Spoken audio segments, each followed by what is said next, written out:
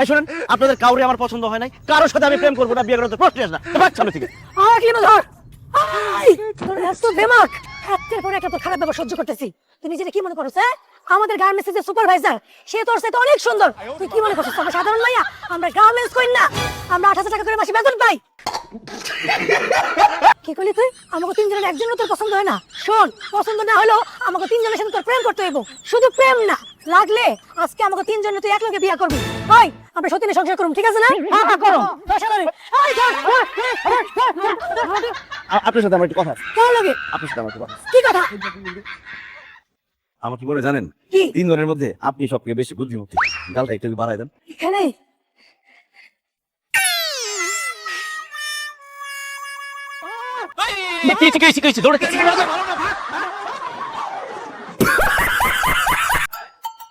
পেয়ে গেছি।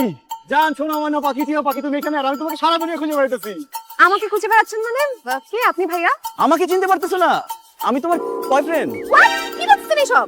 আরে প্রতিদিন তোমার সাথে ফেসবুকে চ্যাটিং এ কথা হয় না, এই জন্য আমি তোমাকে বললাম আমি তোমার চ্যাটিং এর বয়ফ্রেন্ড। চ্যাটিং এ তো 6টা মাস শেষ হয়ে গেল, কিন্তু তুমি তো আমার সাথে দেখাই করতে চাও না। যাক, আজকে তোমার সাথে অবশেষে আমার দেখা হয়ে গেল। কেমন আছো তুমি জান? আর একটা ফালতু কথা বলে থাপড়া সবগুলা দাঁত ফালা দিব। এই আপনাকে তো জীবনে প্রথম আমি দেখলাম, আপনার সাথে চ্যাট করব কেন? আপনার সাথে আমার অ্যাডই নাই। আশ্চর্য, পাগল ছাগল কোথা থেকে চলে আসছে জানি কোথা থেকে। বুঝছি, তোমার পাশে আবার সমন্ধি দাঁড়ায় আছে।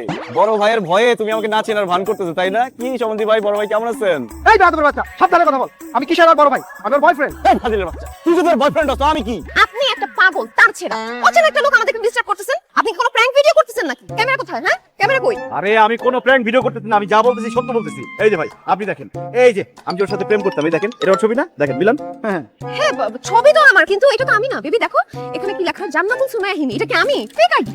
ঠিকই তো, এখানে তো লেখা জান্নাতুল হিমি, কিন্তু ওর নাম তুমি। ওরে গাধা গর্দব বলদ, গাছ বলদ। ও হিমি নামে একটা ফেক আইডি খুলে আমার সাথে প্রেম করছে। আজকালকার সব মেয়েদের 4-5টা করে ফেক আইডি থাকে, 4-5টা করে বয়ফ্রেন্ড থাকে। সেই বয়ফ্রেন্ড গুলোর মধ্যে তুই একটা, আমি একটা। বাস, বুঝতে পেরেছি। এই জন্যই তো বলি তোকে এসএমএস করে তুই আমাকে কেন রিপ্লাই দিস না? হ্যাঁ, একসাথে যার এতগুলো বয়ফ্রেন্ড থাকে, সে কি আমাকে কি রিপ্লাই দিবে? আমার সময় দিবে? না না না না, দিবে না। শোন, তোর সাথে এখন এই মুহূর্তে ব্রেকআপ ব্রেকআপ ব্রেকআপ। আর শোন, তুই আমার সাথে যে চিটটা করছিস না, তার প্রতিশোধটা আমি নিব। তুই এখানে থাক, আমি পোলাপে নিয়ে আসতেছি। বেবি শুনো আমার কথাটা। এই, আপনার সাথে আমি কবে চ্যাটিং করছি, কবে ভিডিও কলে কথা বলছি? হ্যাঁ, আপনার সাথে কেন আমি ভিডিও কলে কথা বলতে যাবো? আসলে একটা ডাইনি আপনার ছবি দিয়ে ফেক আইডি বানায় আমার সাথে একজন প্রেম করছে। তার সাথে চ্যাটিং করতে করতে আমি আপনার ছবিকে ভালোবেসে ফেলছি, আপনাকে আমার পছন্দ হয়ে গেছে। এই জন্য যাকে ভালোবেসে ফেলছি তাকে তো আরেকজনের সাথে প্রেম করতে দিতে পারি না। এই জন্য আপনার ব্রেকআপ করে দিলাম। আমাকে মাফ করে দিন, আমি অনেক বড় ভুল করে ফেলছি। ধুর, কিসের ভুল করছেন? আপনি তো ঠিক কাজ করছেন। মানে আমার বয়ফ্রেন্ড খুবই পজিটিভ, আমাকে অনেক সন্দেহ করতো আর প্যারা দিত। আমি নিজেই না ব্রেকআপ করতে চাইছিলাম, কিন্তু কোনোভাবে করতে পারছিলাম না। যাই হোক, আপনি আমার অনেক বড় একটা উপকার করেছেন, ব্রেকআপটা করা দিয়েছেন। Thank you so much. মাথাটা হঠাৎ করে ঘুরে উঠলো, মনে হলো একটা ইলেকট্রিক শক খেলাম। জীবনে কোনোদিন কোনো সুন্দর মেয়ে আমাকে এইভাবে জড়ায় ধরে তো, এই জন্য। থাক, আর ঢং করতে হবে না। আমি চলেন তাড়াতাড়ি। চলেন মানে কি? দেখেন আজকে আপনার ব্রেকআপ হয়ে গেল, আজকে থেকে তো আপনি সিঙ্গেল, আমিও তো সিঙ্গেল। চলেন না কোথাও বসে একটু সুখ দুঃখের গল্প করি। এইখানে বসে বসে গল্প করতে থাকলে আমার বয়ফ্রেন্ড তার ফ্রেন্ড সার্কেল নিয়ে এসে গণধোলাই দিবে। এখন আপনি বলেন কি চান? গণধোলাই খাবেন নাকি পালাবেন? অবশ্যই পালাবো। চলে আসেন। रुको जरा सबर करो। ও আঙ্কেল, আপনি সামান্য কথাটা বুঝেন নাই। না বুঝি নাই, তুমি বুঝতে পারছো? জি আঙ্কেল। কি বলছো বলো তো? আঙ্কেল, আপনার গেঞ্জিটা ওর অনেক পছন্দ হয়েছে, এখন এই গেঞ্জিটা খুলে দেন। ও আচ্ছা, হ্যাঁ। বুঝতে পেরেছি, তোমরা আসলে আমার সাথে দুষ্টামি করছো। বাবাজি দেখো, আমি হচ্ছে তোমাদের বাবার বয়সে, হ্যাঁ? এইসব দুষ্টামি তো সবার সাথে করতে হয় না। যাও যাও, আমাকে যেতে দাও। আঙ্কেল যাবেন না, আমরা কোনো দুষ্টামি করছি না। এই যে দেখেন, আমরা 100% সিরিয়াস। ও আমার ছোটবেলার বন্ধু, ও যা চাইছে আমি তাই দিছি। গেঞ্জিটা খুলে দেন। দিবই তো, কেন দিব না? একটা প্রতিবন্ধী ছেলে, হ্যাঁ, বেচারা আমার জামাটা পছন্দ করেছে, নিশ্চয়ই দিব। আচ্ছা তোমরা কাজ করো, উল্টা দিকে ঘুরে যাও। তুমিও ধরো। কি প্যান্ট পছন্দ? আঙ্কেল, তোর প্যান্টটা পছন্দ। প্যান্টটা খুলে দেন আঙ্কেল। প্যান্ট খুলে দেবো নাকি? প্যান্ট খুলতে পারবো না। আমার বন্ধু একটা জিনিস চাইছে আর আমি ওই জিনিসটা দিই নাই, এমনটা হয় নাই। ও প্যান্ট চাইছে, আপনারা প্যান্ট খুলতে হইব। খুলবেন না এটা বইটা দিব। বেশি মারামারি করলে আমি কিন্তু চিৎকার চেঁচামেচি করে লোক জড়ো করবো। এটা আমাদের মহল্লা আঙ্কেল, যত খুশি চিৎকার দেন, কোনো সমস্যা নাই। দেন চিৎকার দেন। এই ভাই ভাই, এই যে ভাই, কি সমস্যা? এই সন্ত্রাসীটা এই যে ছুরি দেখিয়ে আমার এই গায়ের জামা খুলে নিয়ে গেছে, এখন আবার সে আমার প্যান্ট নিয়ে যেতে চাইছে। মুরব্বির সাথে বেয়াদবি। মুরব্বির প্যান্ট খুলে নিলে মুরব্বি বাসায় যাবে কিভাবে? ওই, আমি আঙ্কেলের সাথে পার্সোনালি কথা বলতেছি, তুই মাঝখানে ঢুকলি কেন? कौन है ये लोग? মুরব্বি আমার কাছে হেল্প চাইছে, আমি হেল্প করতে আসছি। যা এখান থেকে, যা যা। ওই আমার ছোটবেলার বন্ধু আঙ্কেলের প্যান্ট চাইছে, আঙ্কেল প্যান্ট খুলবো। আঙ্কেল প্যান্ট খুলবেন না। ওই আঙ্কেল প্যান্ট তো খুলবে, সাথে তুইও প্যান্ট খুলবো। না করলে কি করবি? একবারে ভরা দেবো। করবি? একবারে ভরা দেবো। থ্যাংক ইউ ওই তুই 13 নম্বর রোডে কালাম অফিসের বাড়িতে থাকস না? তুই বাড়িতে আজকে যাবি না? তোর ট্যাংলি গাড়িটা হাতে ধরাই দিমু, দেখ খেলামু। ভয়ে অবস্থা শেষ, আমার বড় বড় কথা বলছে। হ্যাঁ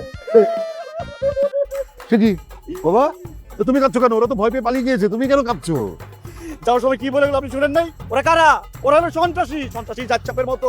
ওরা আমার বাসা চিনে, আমার মহল্লা চিনে। আমি যদি 7 সাগর 13 নদীর ওই পারেও যাই, সেখানে গিয়েও তারা আমাকে ছবল মারবে। আরে তাই তো এটা তোমার মাথায় কাজ করেনি। তাহলে এখন উপায় কি? অভিষেক, না না, একটা বুদ্ধি এসছে। তুমি কয়েকদিন তোমার বাড়িতে যেও না, একটু বাইরে কাটাও, দেখবে ওরা ভুলে গিয়েছে। এটা কি ধরনের ফাইল? আমাকে কথাবার্তা বলো।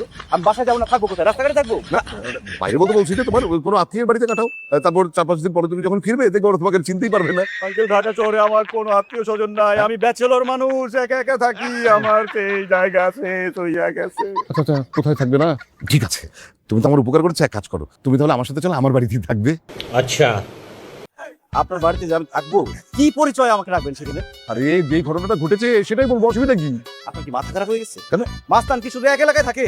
আপনার এলাকায় মাস্তান নাই? এক মাস্তান আরেক মাস্তান ভাইরা ভাই। এখন তো আমাকে এক মাস্তানের গ্রুপ মারতো, এখন আপনার বাসায় যদি যাই, এই মাস্তানের গ্রুপ আর আপনার এলাকার মাস্তানের গ্রুপ দুজনে মিলে আমার পিটাবে, তখন তো আমি আরো মরবো। ও হ্যাঁ, তাহলে কি করা যায়?